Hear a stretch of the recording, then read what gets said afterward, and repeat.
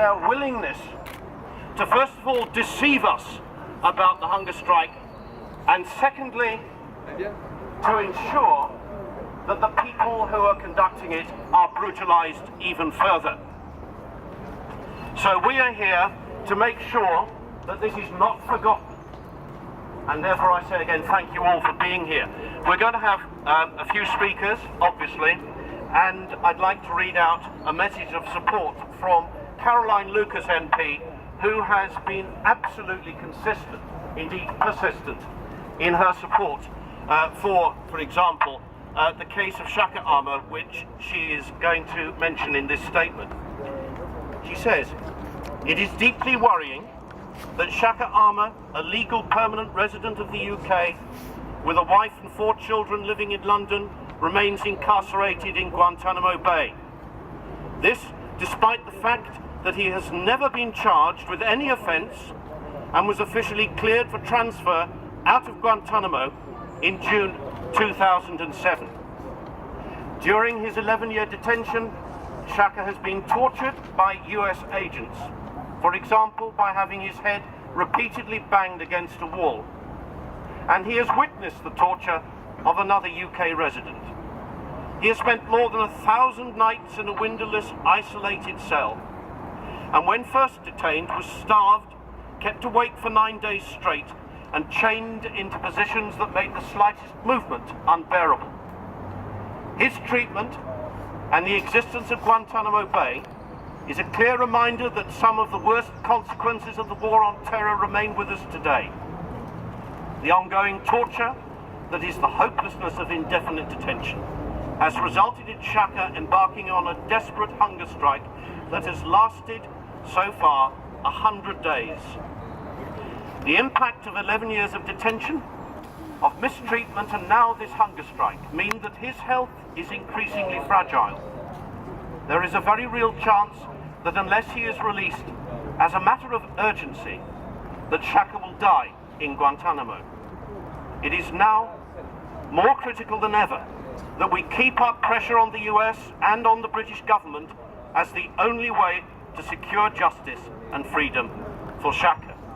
And I think if we could hear a few of Shaker's own words right now, that would be a good thing at this point. Thank you.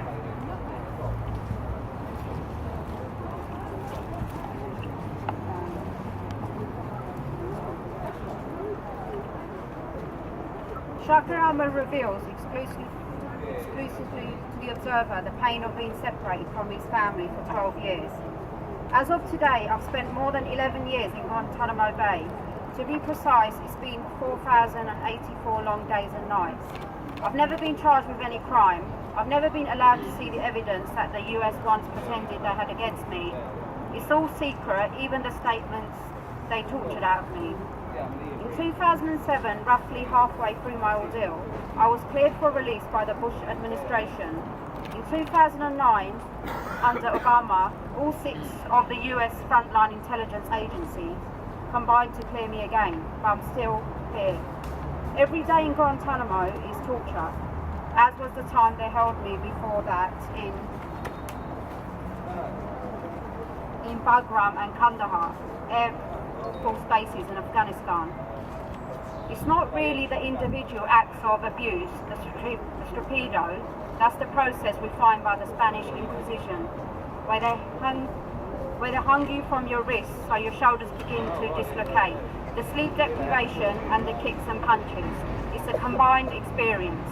My favourite book here, I've read it over and over, has been 1984 by George Orwell. Torture is for torture and the system is for the system.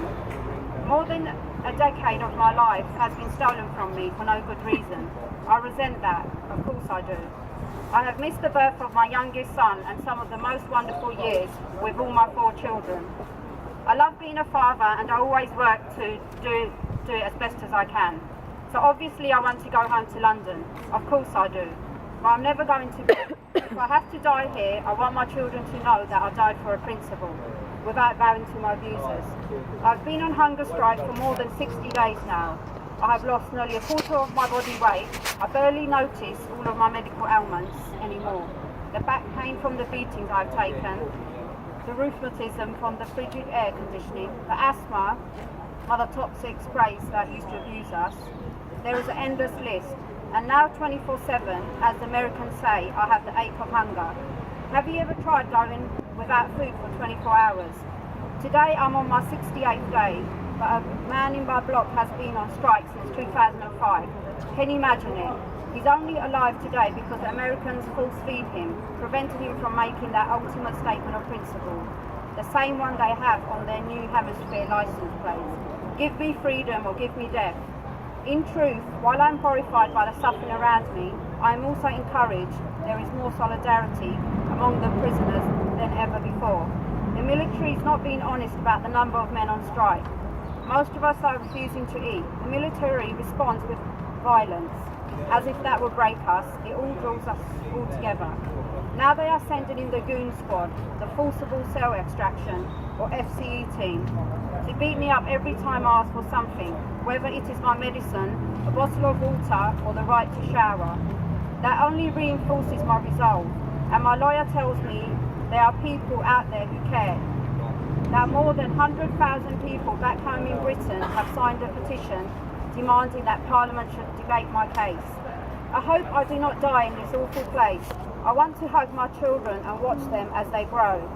But if it is God's will that I should die here, I want to die with dignity. I hope if the worst comes to the worst, that my children will understand that I cared for the rights of those suffering around me, almost as much as I care for them.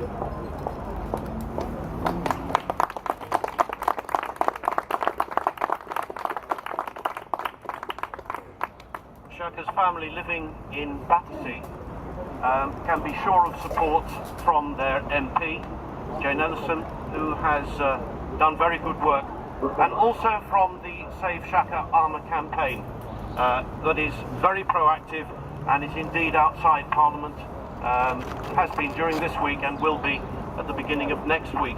Here is Joy from the Save Shaker Aamer Campaign.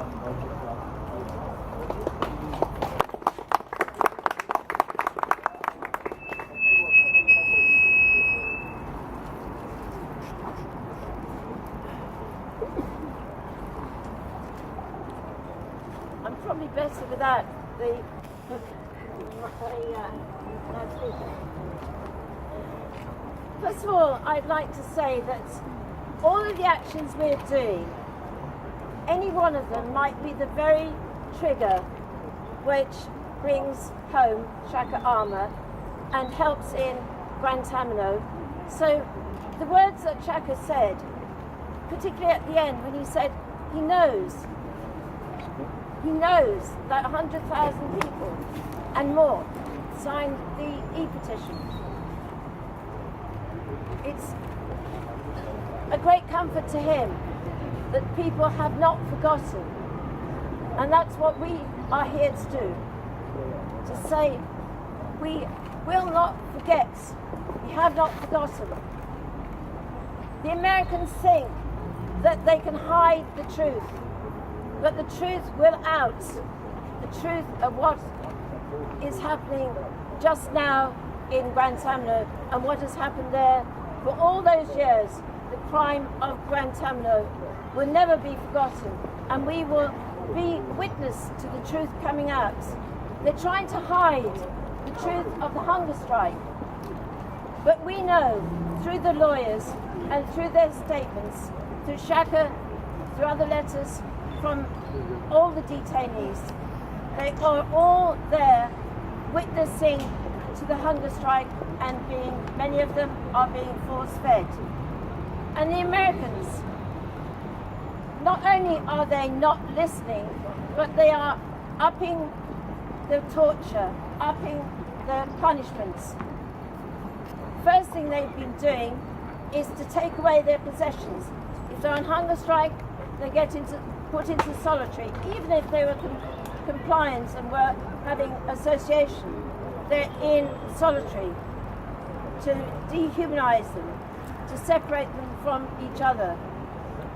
Shaker was always in solitary, but they take away anything and everything. And Shaker, in his cell, he has written that